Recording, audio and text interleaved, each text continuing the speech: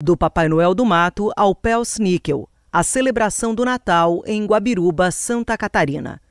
Autora, Tatiane Mendes da Rocha. Revisão, Maiara Cristina Bail, diagramado. Ilustração da capa, Elivelton Reichert. Projeto gráfico e diagramação, Maiara Cristina Bail e Thomas Falcone. Este projeto é realizado com recursos da Política Nacional Aldir Blanc do Governo Federal, operacionalizado pela Prefeitura de Guabiruba através da Fundação Cultural de Guabiruba. Dedicatória. A minha mãe, Marli Mendes, que, com seu trabalho incansável e sua dedicação, sempre me ofereceu o suporte necessário para que eu pudesse estudar, crescer e chegar até aqui. Seu cuidado e esforço me deram as condições para seguir trilhando este caminho. E este livro é também um reflexo do que você me proporcionou. Que ele seja, de alguma forma, um testemunho daquilo que a sua dedicação me permitiu construir. Agradecimentos. Em primeiro lugar, agradeço à minha família pelo apoio ao longo da minha trajetória. O carinho e o incentivo que recebi foram essenciais para que eu chegasse até aqui. Em especial, a minha gratidão à minha mãe, Marli Mendes, por estar ao meu lado, oferecendo suporte em diferentes momentos. Agradeço ao professor Dr. Marcos Antônio Matede, que me orientou durante o meu trabalho de conclusão de curso na Faculdade de Ciências Sociais da Universidade Regional de Blumenau, FURB. Mesmo depois da minha formação, continuou me incentivando e trazendo ideias visionárias que ajudaram a dar forma a este livro. Sou profundamente grata pela orientação, pelas discussões enriquecedoras e pelo suporte contínuo, que sempre me motivaram a aprofundar minha pesquisa. Meu agradecimento especial vai também aos moradores de Guabiruba, que generosamente compartilharam suas histórias, memórias e experiências comigo. Vocês que me receberam com carinho em suas casas e demonstraram grande interesse em participar da minha pesquisa. Suas contribuições foram fundamentais para entender a tradição do Pels-Níquel e sua importância cultural, social e histórica para a nossa cidade. Este livro é, em grande parte, fruto das palavras e dos relatos de vocês. Aos membros da Sociedade do Pels-Níquel, do Spitzkopf Pels-Níquel von Peterstraße e aos demais grupos de Pels-Níquel da cidade. Expresso minha admiração e reconhecimento pelo trabalho incansável na preservação e na difusão dessa tradição tão marcante. O esforço e a dedicação de vocês garantem que o Pels-Níquel continue a ser um símbolo de orgulho e união para Guabiruba. Minha gratidão à Fundação Cultural de Guabiruba e ao Projeto Nacional Aldir Blanc de Fomento à Cultura, cujo apoio foi fundamental para a concretização deste livro. Graças ao incentivo e aos recursos disponibilizados, pude registrar e valorizar a tradição do Pels-Níquel. O apoio à cultura é essencial para manter vivas as memórias, as histórias e as raízes de um povo. E este livro é fruto desse compromisso com a valorização do nosso patrimônio imaterial. Também sou imensamente grata aos meus amigos e amigas que me incentivaram nos momentos de incertezas e me ajudaram a seguir adiante. Ao confiarem em mim, despertaram a minha autoconfiança. Por fim, agradeço a todos que, direta ou indiretamente, ajudaram a dar vida a este projeto. Agradeço ao Elivelton Reichert, que foi uma das pessoas que abraçaram este projeto comigo, antes mesmo de se tornar um livro, apoiando, incentivando e trazendo novas ideias sobre a rica cultura local que Guabiruba possui. Que este livro possa ser um pequeno tributo a essa tradição tão significativa para a nossa comunidade e que, com orgulho, continua a ser passada de geração em geração. Muito obrigada. Prefácio. Do Papai Noel do Mato ao Pels-Níquel. A celebração do Natal em Guabiruba, Santa Catarina, apresenta de forma leve e, ao mesmo tempo profunda, a linha que permeia a história de Guabiruba desde o seu princípio, nos idos de 1860, quando a cidade foi fundada por imigrantes alemães, vindo especialmente da região de Baden, Alemanha.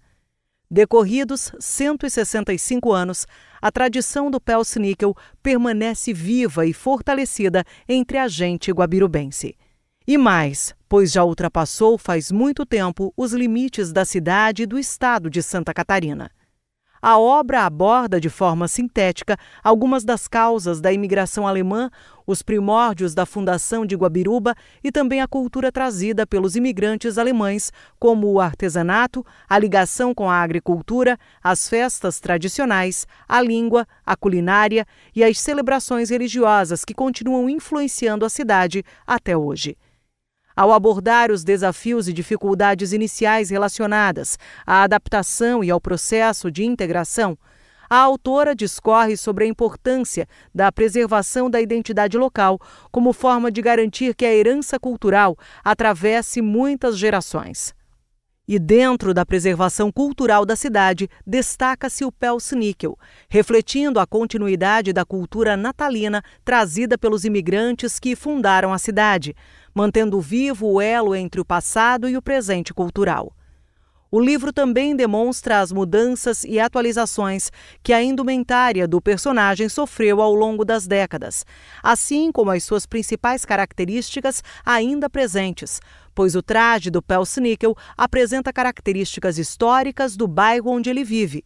Assim, Pelsníquel pode estar trajando vestes em trapos, pode estar coberto com barba de velho, Tillandsia osnioides, de folhas de palheira, Geonoma gamiova, ou um mix de vários destes elementos. Pode portar máscaras, pode ter chifres de animais, portar chicotes, correntes, como trazer mamadeiras e bicos de crianças como adereços. Sempre existe algo de único em cada Pelsníquel de Guabiruba. Neste sentido, ao discorrer sobre as várias indumentárias, a autora enriquece o livro com fotos e imagens que ilustram e facilitam a compreensão histórica do Pelsníquel. Diferente do Papai Noel de roupa vermelha, introduzido na história mais recente e sinônimo de consumo e de presentes, o Pelsníquel, que só é visto ao vivo entre os dias 6 de dezembro, dia de São Nicolau, e 24 de dezembro, véspera de Natal, mantém viva a ideia de que o Natal também é sobre responsabilidade e boas atitudes ao longo do ano. E a obra se aprofunda no tema ao trazer experiências diversas de outros países, que também guardam relação com o Pelsníquel, assim como com a personagem Christkindl, o São Nicolau e muito mais, avançando para a criação da Sociedade do Pelsníquel, em 2005, até o tempo presente, quando Guabiruba já é reconhecida oficialmente como a capital catarinense do Pelsníquel, e em que a cidade se autodenomina como a terra do Pelsníquel, hoje um importante atrativo turístico de Guabiruba. Como depois do Natal, ano após ano, o Pelsníquel se recolhe novamente à Mata Atlântica e à floresta do Parque Nacional da Serra do Itajaí. Onde a cidade está inserida, esta obra traz grande contribuição à compreensão e ao fortalecimento da identidade local de Guabiruba, como forma de garantir que a herança cultural continue se perpetuando geração após geração, porque no nosso coração pode ser Natal todo dia. Guabiruba, outono de 2025. Professora Rosmarie Glatz. Pesquisadora, historiadora e escritora. Reitora do Centro Universitário da Fundação Educacional de Brusque, Unifeb. Presidente da Fundação Educacional de Brusque, FEB. Considerações iniciais. O Pelsníquel é uma tradição antiga que atravessou gerações e chegou até nós, trazendo um jeito diferente de viver o Natal. Ao contrário do Papai Noel bondoso que todos conhecem, o Pelsníquel mistura recompensa e repreensão, fazendo parte das histórias contadas para as crianças. Ele vem da cultura alemã e sempre foi visto como um personagem misterioso, com roupas rústicas e um jeito sério, contrastando com a figura generosa de São Nicolau. Com o tempo, essa tradição foi mudando e ganhando variações em diferentes lugares.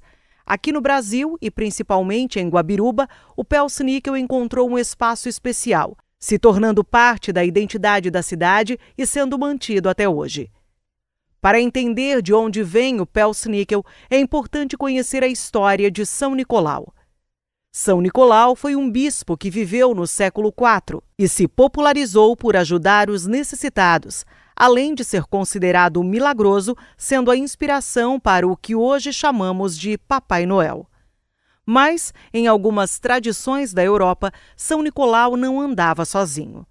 Ele possuía ajudantes que tinham a função de disciplinar as crianças que não se comportavam durante o ano.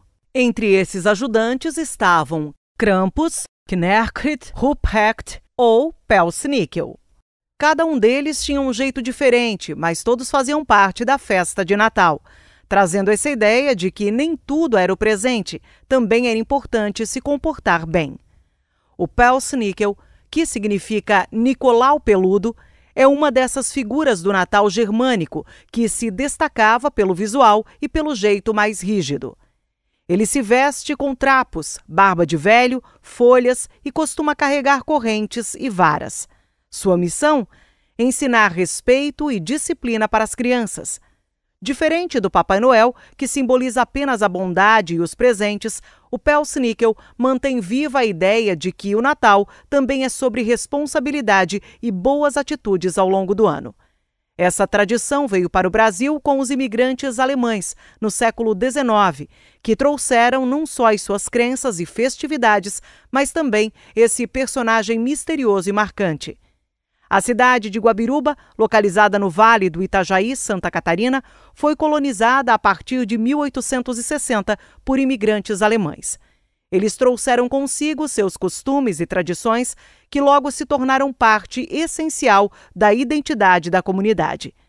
Manter vivas as suas práticas religiosas e rituais era uma maneira de fortalecer os laços entre eles. O Natal sempre teve um papel especial nesse processo, com seus personagens e rituais. Foi assim que o Pelsnickel se tornou uma figura marcante na cultura guabirubense, sendo preservado e lembrado até hoje. Em Guabiruba, o Pelsnickel sempre foi chamado carinhosamente de Papai Noel do Mato. Esse nome mostra a sua forte ligação com a natureza e com o jeito simples do interior, além de destacar a diferença entre ele e o Papai Noel tradicional. Segundo a lenda guabirubense, todo mês de dezembro, ao entardecer, o Pelsnickel sai do mato e percorre as ruas, visitando casas e surpreendendo crianças e adultos. A sua presença sempre causou um misto de medo e encanto nos pequenos, que nunca sabiam ao certo quando ele apareceria. Por muitos anos, essa tradição aconteceu de forma espontânea, sem regras ou organização formal. Os grupos de Pelsnickel eram formados por moradores da própria cidade, que mantinham viva essa herança cultural apenas pelo prazer de seguir a tradição. Mas, como acontece com muitas tradições, o jeito de celebrar o Pelsnickel foi mudando com o tempo. Com a cidade crescendo e os costumes se transformando, a tradição começou a perder força e quase desapareceu. Foi então que, em 2005, 2 amigos decidiram agir para não deixar essa parte da cultura de Guabiruba se apagar. Eles fundaram a Sociedade do Pelsnickel, uma associação criada para manter viva a tradição e divulgar a sua história. A partir daí, o Pelsnickel ganhou ainda mais visibilidade e passou a ser reconhecido não só pelos moradores, mas também por visitantes de outras cidades. Com a criação da Sociedade do Pelsnickel, a tradição ganhou um novo formato em Guabiruba. Agora, há eventos organizados como desfiles e apresentações que aproximam ainda mais a comunidade do personagem. Um grande marco nessa mudança foi a criação da Pelsnickel Platz, um espaço dedicado a celebrar essa herança cultural que se tornou um ponto de encontro tanto para moradores quanto para visitantes. Assim, o Pelsnickel deixou de ser apenas uma figura assustadora e passou a ser um verdadeiro símbolo do orgulho cultural da cidade. Atualmente, ele é tão querido que até se tornou tema de festas de aniversário de crianças, mostrando como a tradição foi ressignificada. O que antes causava medo, agora desperta admiração e um forte sentimento de pertencimento. Hoje, o Pelsnickel vai muito além das noites de dezembro.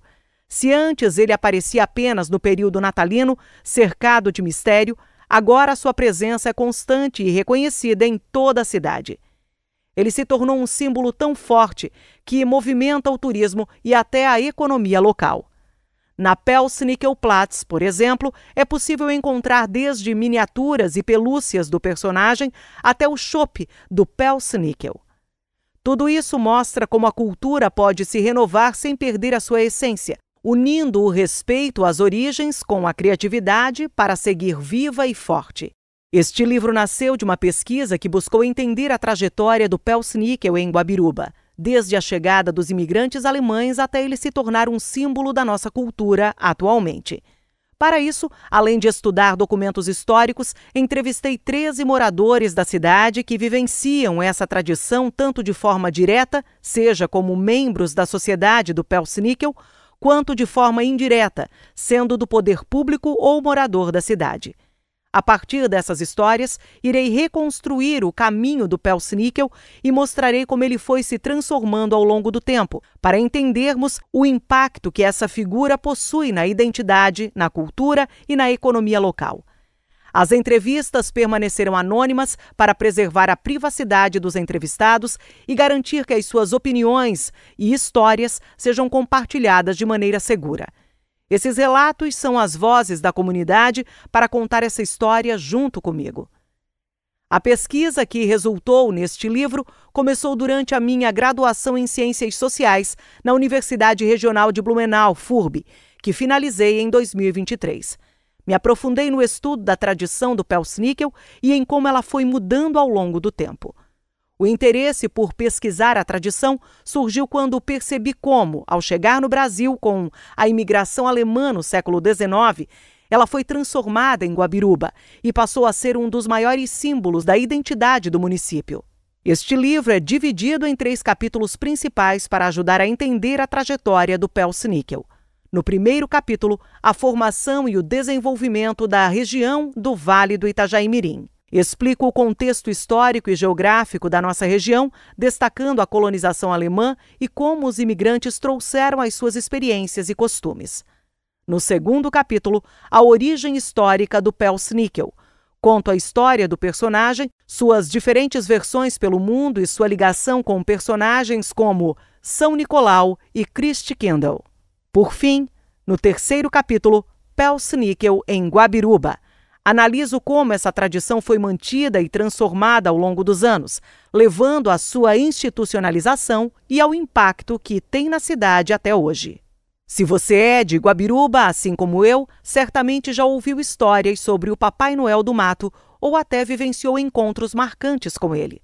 Se não é, convido você a descobrir um dos traços mais autênticos da nossa cultura local. Seja bem-vindo, seja bem-vinda a essa viagem pela nossa tradição. Capítulo 1. A formação e o desenvolvimento da região do Vale do Itajaí-Mirim. É importante perceber como as influências culturais alemãs se misturaram com a realidade brasileira e deram origem à tradição do Pels-Níquel em Guabiruba. Para entender isso, precisamos olhar para o papel do governo brasileiro na chegada dos imigrantes europeus, a criação das colônias e a distribuição das terras, além das condições de vida dos alemães na época da imigração. A tradição do Pels-Níquel em Guabiruba, então, pode ser vista como resultado de 2 fatores principais. Por um lado, as mudanças econômicas e sociais que aconteceram na Alemanha no século XIX, e por outro, o desafio de integrar as atividades econômicas do litoral e do Planalto catarinense. Rocha, 2023. O contexto da Alemanha no século XIX. No início do século XIX, a Alemanha era composta por vários pequenos estados com economias baseadas principalmente na agricultura e com muitas dificuldades.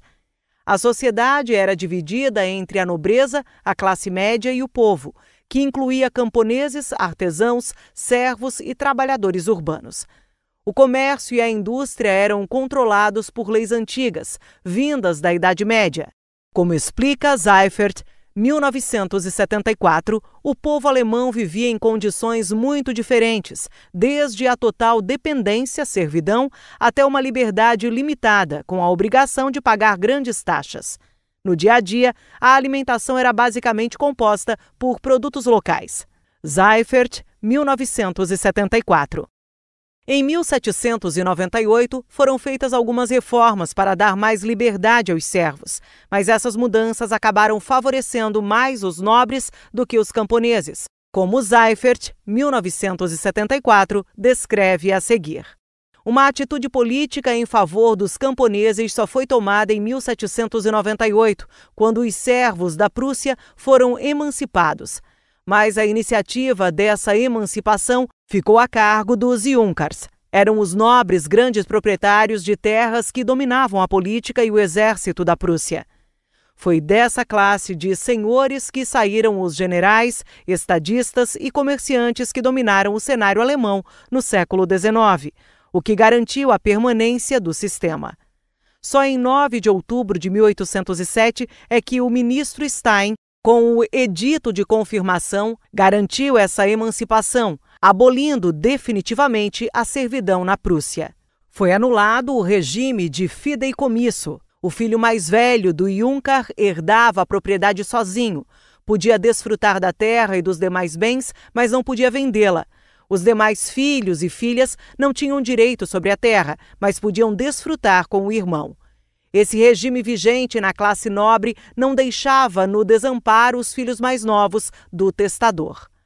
Além dos direitos acima referidos, geralmente garantiam para si um cargo no exército ou mesmo como funcionários burocráticos do Estado, o que permitiu aos Junkers alienar ou vender suas propriedades se assim o quisessem. Essa revogação do fideicomisso, inclusive, tinha como objetivo possibilitar a venda das terras aos camponeses que nelas viviam. Os demais estados alemães seguiram o exemplo da Prússia no período de 1800 a 1816. Seifert, 1974, páginas 21 e 22. Em outras palavras, Seifert, 1974, descreve um momento importante da história da Prússia, um dos principais estados da Alemanha que ainda não estava unificada, em que as reformas de 1798 tentaram dar mais liberdade aos servos. No entanto, essas reformas acabaram beneficiando mais os nobres, os Junkers, que controlavam o poder político e militar. Apesar de a emancipação ser uma tentativa de garantir mais liberdade aos camponeses, ela manteve a desigualdade, pois os Junkers continuaram a controlar a terra. Só em 1807, com o Edito de Confirmação, uma lei da Prússia, é que a servidão foi realmente abolida, permitindo que os Junkers vendessem suas propriedades e possibilitasse aos camponeses comprarem as terras que cultivavam. Essas mudanças foram um reflexo das pressões sociais por mais direitos e autonomia, e outros estados alemães seguiram o exemplo da Prússia até 1816. Embora a Alemanha ainda não fosse um país unificado, as pessoas dessa região já se consideravam alemãs. Wittmann, 2024. A industrialização e a mecanização da agricultura começaram a competir com o trabalho dos artesãos que produziam alimentos, roupas e tecidos em suas próprias casas. Com a chegada das fábricas, muitos camponeses perderam seus empregos e ficaram endividados. Além das crises políticas e econômicas, isso levou ao início de uma emigração em massa dos alemães, incentivada por anúncios das companhias de colonização e de países que queriam atrair imigrantes. Seifert, 1974. Os jornais alemães da época também denunciavam o aumento da miséria e a queda dos salários na Alemanha, o que incentivou ainda mais a emigração. Renault, 1995. Com a possibilidade de deixar o país e a forte propaganda que os encorajava, muitos imigrantes viram no ideal americano uma chance de mudança, associando o continente americano à busca por liberdade, propriedade e uma saída da miséria. Renault, 1995. Diante das dificuldades econômicas, das restrições sociais e das promessas de uma vida melhor, muitos alemães escolheram deixar suas terras natais em busca de novas oportunidades no Novo Mundo, como Seifert, 1974, destaca. Pelas informações que pudemos obter entre os descendentes de imigrantes de Baden e outras áreas da Alemanha, estabelecidos no Vale do Itajaí-Mirim, as razões mais importantes que levaram seus pais ou avós a deixarem seu país de origem foram a escassez de terras, a fragmentação das propriedades em Baden, a Einherbingherd, no Holstein, o excesso de trabalho nas áreas industrializadas e os baixos salários, tanto dos operários como dos trabalhadores rurais. Além disso, havia também a propaganda das companhias de colonização e de agentes de emigração, tanto do Brasil como de outros países. Essa propaganda se fazia em torno da concessão de terras no Novo Mundo, com a afirmação de que todos seriam proprietários, sem qualquer referência às dificuldades que os futuros colonos teriam de enfrentar. De qualquer forma, a maioria dos imigrantes alemães que entraram no Itajaí-Mirim entre 1860 e o final do século XIX eram camponeses e artesãos. Seifert, 1974, página 28. A Anherbinrecht, ou Direito de Herança do Filho Mais Velho, mencionada por Seifert, 1974, era uma prática legal na Alemanha, que determinava que a propriedade rural fosse passada apenas para o filho mais velho, mantendo as grandes propriedades intactas e evitando que fossem divididas entre os filhos. Os irmãos mais novos não tinham direito à herança, mas podiam usar a terra com o irmão mais velho e, frequentemente, recebiam compensações como cargos militares ou administrativos. Essa prática gerava desigualdade e insatisfação, sendo abolida em alguns estados alemães no início do século XIX, especialmente após as reformas de emancipação, que buscavam distribuir as terras de forma mais justa e dar mais autonomia aos camponeses. Durante o processo de emigração dos alemães, várias agências de recrutamento competiam por passageiros, prometendo uma vida melhor na América. Isso fez da imigração alemã um negócio lucrativo para essas agências. No fim, cerca de 80% a 90% dos alemães escolheram os Estados Unidos como destino, enquanto apenas 1,5% a 3% optaram pelo Brasil. Renault, 1995. Muitos desses imigrantes não tinham bens próprios, e os que tinham venderam tudo para conseguir dinheiro e financiar a viagem. No entanto, para obter a autorização para emigrar, os alemães precisavam provar ao governo que não tinham dívidas com o Estado ou com instituições privadas. Só depois de confirmada a ausência de dívidas, a imigração era permitida, e com isso, a cidadania do país de origem era cancelada. Weisse, 2014, Apud, Glatz, 2018. A região do Vale do Itajaí-Mirim no século XIX e a preservação da cultura alemã em Guabiruba. O Brasil também era um dos principais interessados em atrair imigrantes europeus. Quando a corte portuguesa chegou ao Brasil em 1808, começaram a ocorrer mudanças na política de povoamento da colônia. Inicialmente, além dos indígenas, o país era povoado por africanos e colonos portugueses. Após a independência do Brasil, em 1822, Dom Pedro I percebeu que era necessário povoar áreas consideradas desabitadas com agricultores livres, que não fossem de origem portuguesa. Essa necessidade surgiu devido ao impacto negativo deixado pelo Brasil pelo uso de mão de obra escrava no trabalho manual. Hering, 1987. Para criar uma classe média no Brasil, o governo português começou a atrair imigrantes europeus, especialmente alemães e suíços. Ao chegarem, esses grupos se espalharam principalmente pelos estados de Espírito Santo, Rio de Janeiro e Santa Catarina. Em Santa Catarina, também tentaram se estabelecer colônias de irlandeses, belgas, franceses, poloneses e russos, além dos italianos e alemães. No entanto, apenas esses últimos conseguiram maior sucesso econômico na região, avançando da agricultura para a industrialização. Hering, 1987. É importante destacar que, embora os imigrantes tenham enfrentado muitas dificuldades no início da colonização no Brasil, como a adaptação a uma terra desconhecida e os confrontos com os indígenas locais, a colonização em Santa Catarina foi facilitada por várias leis. A Lei de Terras de 1850, por exemplo, permitiu o estabelecimento de novas colônias e promoveu a imigração e a colonização na região. Rocha, 2023. Concomitantemente, para facilitar o ingresso de imigrantes no país, o governo imperial, pelo decreto número 2168, de 1º de maio de 1858, aprovou o regulamento para transporte de imigrantes com 47 artigos, divididos em 8 capítulos, completado pelo decreto número 3.254, de 20 de abril de 1864, que cria o cargo de agentes com atribuições ali especificadas. Dentro da mesma filosofia de incrementar a colonização estrangeira, o governo imperial aprovou o regulamento para as colônias do Estado, com o decreto número 3.784, de 19 de janeiro de 1867, onde se estabeleceram as condições de fundação das colônias, distribuição das terras, condições de propriedades, a administração das colônias, a recepção e o estabelecimento dos colonos e ainda disposições diversas, num total de 45 artigos. Piazza, 1988, página 134.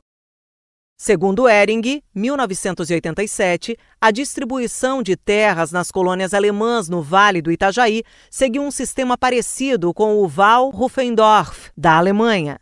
Esse modelo consistia em distribuir lotes contínuos de terra para as famílias camponesas.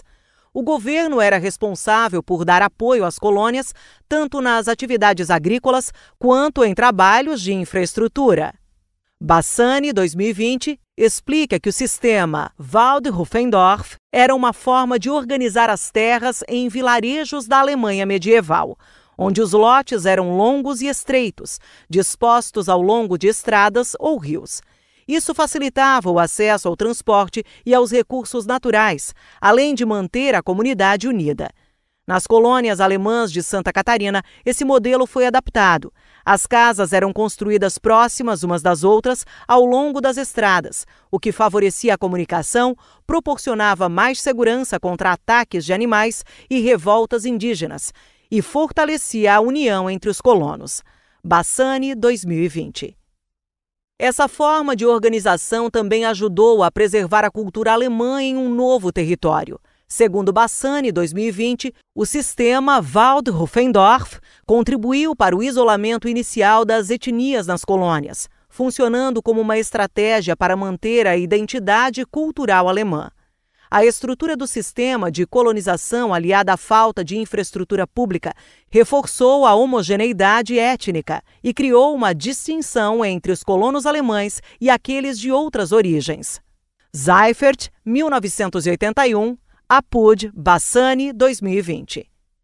Em 1860, imigrantes alemães, a maioria provenientes de Baden-Württemberg e Schleswig-Holstein, chegaram à região do Vale do Itajaí-Mirim.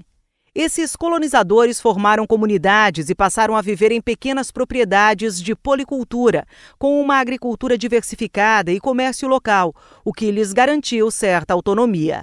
Seifert, 1974. Seus valores, religiosidade e cultura também foram trazidos para esse território, características que contribuíram para a formação de uma identidade que perdura até hoje nos municípios dessa região. Glatz, 2018. Inicialmente, a colonização alemã foi etnicamente homogênea, mas com o tempo, outros grupos étnicos, como italianos e poloneses, também se estabeleceram nessa localidade. Seifert, 1974. Segundo Adame, 2010, os primeiros imigrantes desembarcaram em Itajaí no dia 25 de julho de 1860. No entanto, foi apenas em 4 de agosto desse mesmo ano que o primeiro grupo se estabeleceu na colônia Itajaí, que hoje corresponde à cidade de Brusque. Glatz, 2018. A colônia Itajaí-Brusque abrangia os distritos de Brusque, Guabiruba, Nova Trento e Porto Franco, atualmente Botuverá. Ehring, 1987. Os primeiros 55 imigrantes alemães chegaram acompanhados do austríaco Barão Maximilian von Schneeberg, diretor da colônia da época, e do presidente da província de Santa Catarina, Francisco Carlos de Araújo Brusque. Adame, 2019. Ao chegarem, os alemães eram direcionados e acomodados no Barracão dos Imigrantes. Glatz, 2018. O segundo grupo de colonizadores, composto por 139 pessoas, chegou em 19 de agosto de 1860 e foi direcionado para a região então chamada de Rio Guabiruba, onde hoje se encontra o município de Guabiruba. Adame, 2019. Com sua emancipação em 10 de junho de 1962, a cidade de Guabiruba está situada no estado de Santa Catarina, na região do Vale do Itajaí-Mirim, com latitude de 27 graus, 5 minutos e 9 segundos sul e longitude de 48 graus, 58 minutos e 52 segundos oeste. O município conta com uma população de 24.543 habitantes, conforme dados do IBGE de 2022. Guabiruba faz divisa com as cidades de Blumenau, Gaspar, Brusque e Botuverá. Prefeitura de Guabiruba, 2025. A região é marcada pelo encontro dos rios Itajaí do Oeste e Itajaí do Sul, formando o Itajaí-Açu, o maior rio da Bacia Atlântica Catarinense. Aproximadamente 90% do território da bacia apresenta relevo irregular, o que dificultou o desenvolvimento agrícola. Apesar de estar em uma zona temperada, o clima da região é quente e chuvoso no verão, com frequentes enchentes que foram um grande obstáculo para a colonização e continuam sendo um desafio para o desenvolvimento. Metzger, 1988. Originalmente, a área de Guabiruba fazia parte da Mata Atlântica e estava completamente coberta por floresta quando os primeiros imigrantes alemães chegaram. No entanto, conforme Metzger, 1988, a vegetação nativa foi gradualmente destruída devido ao uso de queimadas, ao crescimento da atividade agrícola, ao grande número de serrarias e ao uso de lenha como combustível. Atualmente, a mata nativa se encontra restrita às encostas mais altas, que não são adequadas para a agricultura. Metzger, 1988. No dia 24 de outubro de 1860, o diretor da colônia relatou ao presidente da província de Santa Catarina, por meio de uma carta, alguns dos desafios enfrentados pelos imigrantes no início da colonização. Entre os problemas estavam as chuvas intensas, as enchentes do rio Itajaí-Mirim e as dificuldades na construção de moradias e estradas. Com o tempo, as enchentes se mostraram um problema recorrente na região. Cabral, 1958. Nos primeiros 6 meses, os colonos recebiam um auxílio para a alimentação com valores que variavam conforme a idade dos imigrantes. O governo também fornecia 10 mil réis em tabuado, madeira, para a construção de moradias provisórias. Cabral, 1958. Para que os assentamentos fossem feitos, os imigrantes alemães compravam lotes de terras entre 20 e 30 hectares financiados pelo governo. Seifert, 1974. No entanto, o sistema de colonização adotado no sul do Brasil, como descreve Seifert em 1986, era caótico. Havia terras sem demarcação adequada, grilagem de áreas e demora na emissão dos títulos definitivos dos lotes. Isso gerava conflitos, como disputas pelos limites de terras e até venda judicial de lotes. Os imigrantes alemães ficaram por décadas como posseiros, sem a regularização legal das terras onde viviam. Quanto ao pagamento, conforme Seifert, 1986, ele era parcelado com juros de 6% ao ano, e o título definitivo só era obtido após a quitação completa das dívidas, incluindo os subsídios recebidos para a alimentação, equipamentos e construção das casas. Muitos colonos não conseguiam pagar as suas dívidas e acabavam vendendo as terras para outros imigrantes dispostos a assumirem esses encargos. Outros, por sua vez, abandonavam as suas terras e procuravam novas regiões para se estabelecer, como o estado do Paraná. Para os alemães que permaneceram na colônia Itajaí, o processo de ocupação começou com um grupo de homens contratados para ficarem encarregados de abrir trilhas na densa floresta nativa. Eles derrubavam árvores e demarcavam as terras para a construção das primeiras habitações. Glatz, 2018. O trabalho de abertura de terras era remunerado e os imigrantes recebiam R$900 por dia, além de uma ajuda de custo para a alimentação. Cabral, 1958. Esse esforço inicial foi fundamental para a formação das primeiras infraestruturas e a consolidação das colônias na região, permitindo que os imigrantes se estabelecessem e expandissem as suas atividades agrícolas. A colônia passou a adotar um sistema economicamente baseado em pequenas propriedades agrícolas, cultivadas pelas próprias famílias. Essas propriedades permitiam uma produção diversificada, com a prática da policultura, que incluía atividades como a agricultura, a criação de animais, como porcos, aves e cavalos, além de tarefas domésticas. Os alimentos cultivados, como milho, mandioca, cana-de-açúcar e tabaco, eram comercializados, mas o principal objetivo era a subsistência das famílias. O milho e a mandioca, em particular, destacaram-se como essenciais para a alimentação cotidiana, sendo fundamentais para a base nutricional das famílias imigrantes. Seifert, 1974. Ao chegarem ao Brasil, os imigrantes alemães precisaram adaptar-se rapidamente às novas terras e condições. Para isso, contaram com o auxílio da administração da colônia, de vendeiros e de jornais locais que ofereciam informações sobre as melhores práticas agrícolas e cultivos. As famílias, por vezes, compartilhavam recursos como arados, animais de tração e até terras, alugando-os entre si quando necessário. O trabalho era coletivo e todos os membros das famílias, homens, mulheres e até crianças, se envolviam nas atividades agrícolas e domésticas. A presença de crianças no trabalho era uma consequência da falta de mão de obra assalariada. Seifert, 1974. Além das atividades rurais, os homens buscavam empregos complementares para garantir a renda, como construção de estradas, serrarias e trabalhos artesanais como carpintaria e ferraria. Também havia a necessidade de recorrer a indústrias locais como serrarias, olarias e cervejarias, que eram predominantemente controladas por comerciantes ou pessoas ligadas ao comércio de madeira. Seifert, 1974. À medida que os colonos se adaptaram às novas terras, uma comunidade camponesa foi gradualmente formada. Essa comunidade, juntamente com a sede administrativa, foi conhecida como Stadtplatz. Além disso, a criação de uma vila que servia como centro de atividades religiosas, sociais e econômicas tornou-se fundamental para a vida cotidiana dos colonos. Seifert, 1974. As sociedades recreativas desempenharam um papel importante nesse processo de integração, facilitando a união e a convivência entre os habitantes. A Sociedade de Caça e Tiro, Schützenverein, por exemplo, continua a ser uma instituição significativa na região do Vale do Itajaí-Mirim, realizando festas anuais que preservam as tradições dos descendentes de alemães. No que diz respeito à educação, ela estava profundamente ligada à igreja, sendo que as escolas eram mantidas tanto pelas iniciativas religiosas quanto por algumas iniciativas particulares. Seifert, 1974. A construção das casas era uma tarefa que recaía sobre cada família, e inicialmente as moradias eram simples, feitas com troncos de palmeira e cobertas com palha.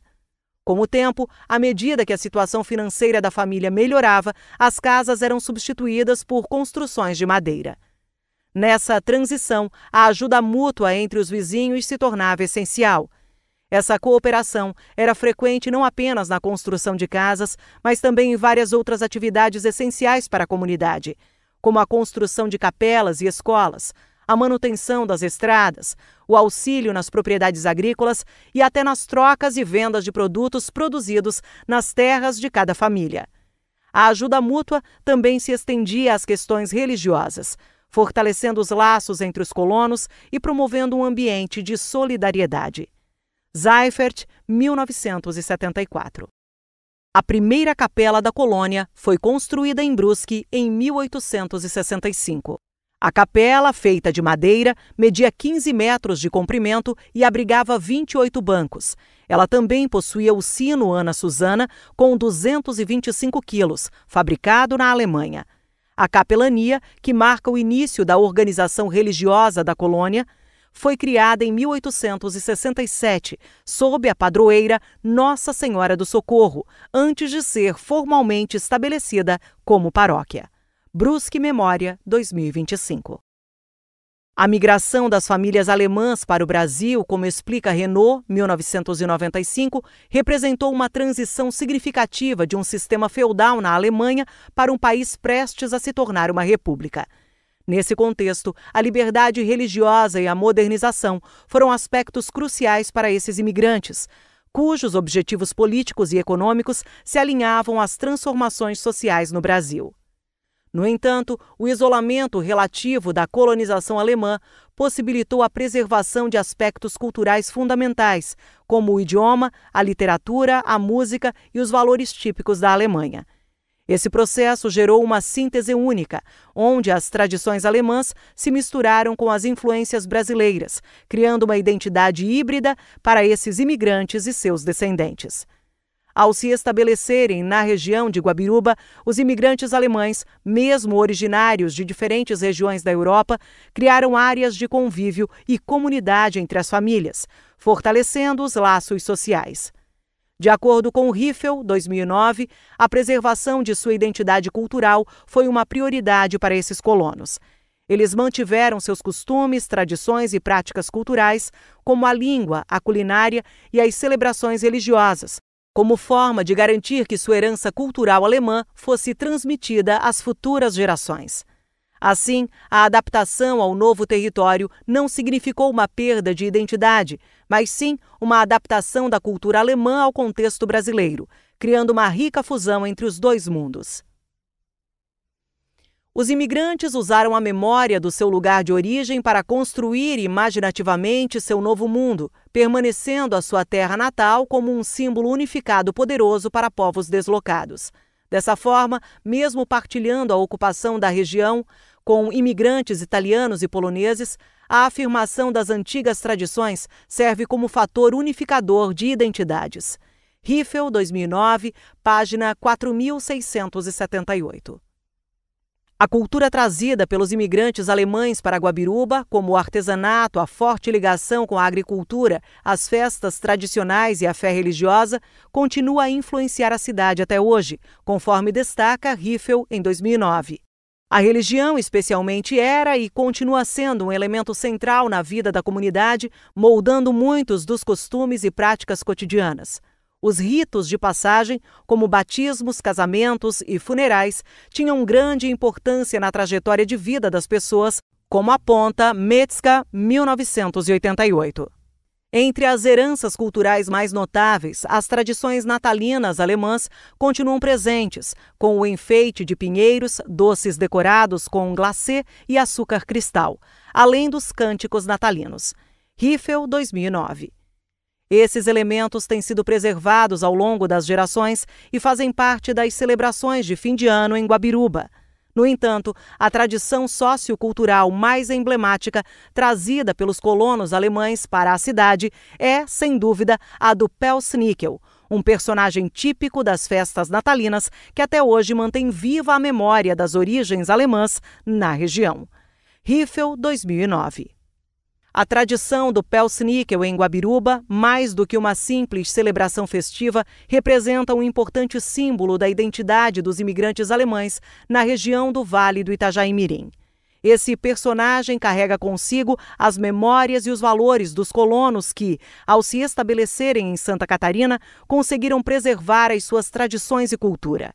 O Pelsnickel, como parte das celebrações natalinas, reflete uma continuidade das práticas trazidas da Alemanha e mantém um elo com o passado cultural da comunidade. Rocha, 2023.